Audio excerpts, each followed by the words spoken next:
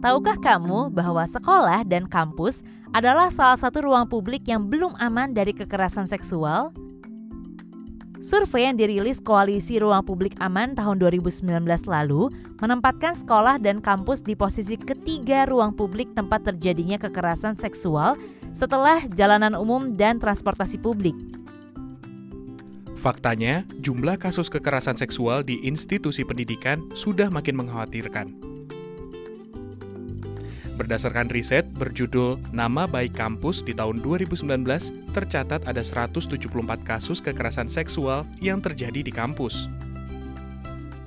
Sementara itu, Komisi Perlindungan Anak Indonesia atau KPAI menyebutkan ada 123 anak yang menjadi korban kekerasan seksual di sekolah. Institusi pendidikan yang seharusnya menjadi tempat yang aman dan nyaman malah berisi ancaman keselamatan.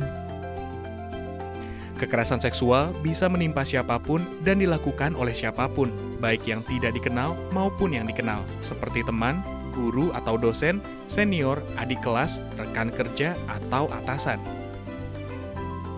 Lalu, apa sih pengertian kekerasan seksual itu?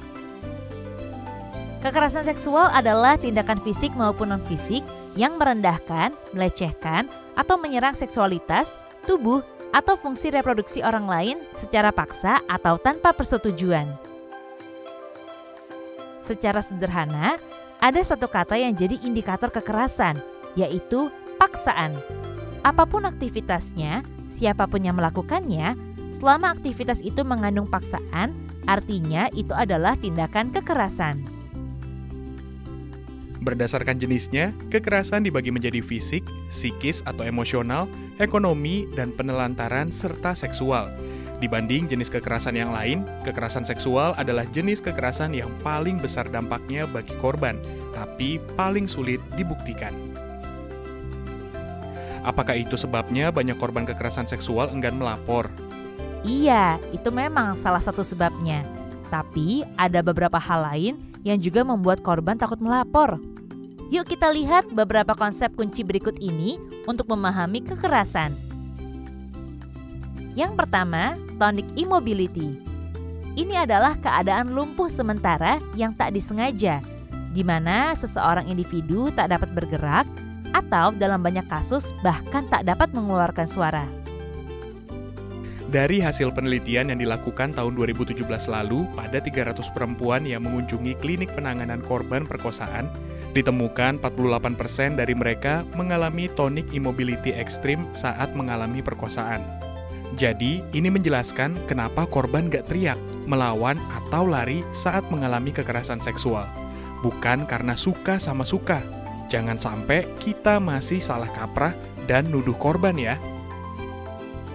Soalnya, orang yang nggak paham situasi tonic immobility tadi biasanya akan langsung melakukan victim blaming atau menyalahkan korban atas kekerasan yang dialaminya.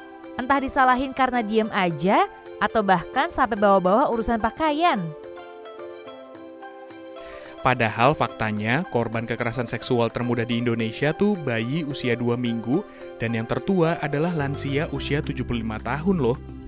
Emangnya pakaian seperti apa sih yang mereka pakai yang bisa dipandang mengundang terjadinya kekerasan seksual?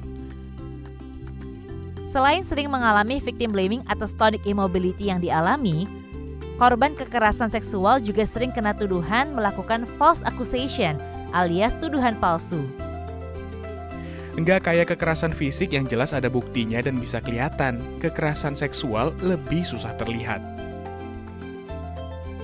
Makanya banyak orang yang lalu menuduh korban melakukan laporan palsu cuma supaya terkenal, memeras, atau bahkan untuk panjat sosial, karena dianggap nggak cukup bukti. Bukan cuma itu, korban juga sering dilaporin balik oleh pelaku dengan tuduhan pencemaran nama baik. Parahnya lagi, korban kekerasan seksual yang melawan saat mengalami kekerasan seksual justru dilaporkan lagi oleh pelaku dengan menggunakan bukti fisik perlawanan korban, dan seringkali jadi lebih cepat diproses daripada kasus kekerasan seksual yang dia alami. Tapi gimana dengan kasus yang dibilang bahwa korbannya udah setuju dan gak ada paksaan, tapi masih dibilang sebagai kasus kekerasan seksual? Nah, untuk itu kita perlu bahas konsep terakhir, yakni relasi kuasa. Sederhananya gini, identitas tiap individu itu berlapis. Makin banyak identitas minoritas yang dimiliki seseorang, maka makin tertekan seseorang untuk menolak, sehingga ia terpaksa menyetujui. Apa aja sih identitas minoritas itu? Jadi, makin banyak identitas bagian kanan tabel yang dimiliki korban, makin sulit bagi dia untuk menolak. Sehingga dia terpaksa bilang setuju. Wah, sulit banget ya ternyata situasi korban kekerasan seksual. Bukan cuma secara fisik, kekerasan seksual juga bisa terjadi di ranah online dan rentan dialami oleh kita-kita yang berusia di atas 18 tahun yang kebanyakan adalah pengguna aktif media sosial. Data wearesocial.com per November 2019 menyebutkan bahwa pengguna aktif media sosial di Indonesia, khususnya Instagram, adalah rentang usia 18-34 tahun. Berdasarkan catatan tahunan Komnas Perempuan 2020, jumlah aduan kasus kekerasan berbasis gender online atau KBGO di tahun 2019 meningkat sebanyak 300% dari tahun sebelumnya. Nah, sekarang bayangin, berapa banyak kasus kekerasan online yang terjadi di masa pandemi saat hampir semua aktivitas kita pindah ke dunia maya? Ternyata sebegitu rentannya ya posisi kita sebagai anak muda. Terus, apa yang bisa kita lakukan ya? Jika kamu mengalami sendiri kasus kekerasan seksual, segera ceritakan kasus yang kamu alami ke orang dewasa yang bisa kamu percayai. Atau segera hubungi organisasi yang bisa mendampingi korban dengan menggunakan tagar gerak bersama di media sosial. Kalau kasusnya terjadi pada orang yang kamu kenal, coba dengarkan mereka tanpa menghakimi ataupun memaksakan saran yang menurut kita baik. Ingat, paksaan adalah indikator kekerasan. Pastikan kita tidak melakukan kekerasan. Kita mendukung dan membantu korban. Kita mencari dan menyebarkan informasi tentang kekerasan seksual dengan tagar gerak bersama. Jadi, apakah sekolah atau kampusmu sudah aman dari kekerasan seksual? Ayo kenali bentuk-bentuk kekerasan seksual dan laporkan ke orang yang kamu percayai apabila kamu melihat, mendengar, atau mengalaminya.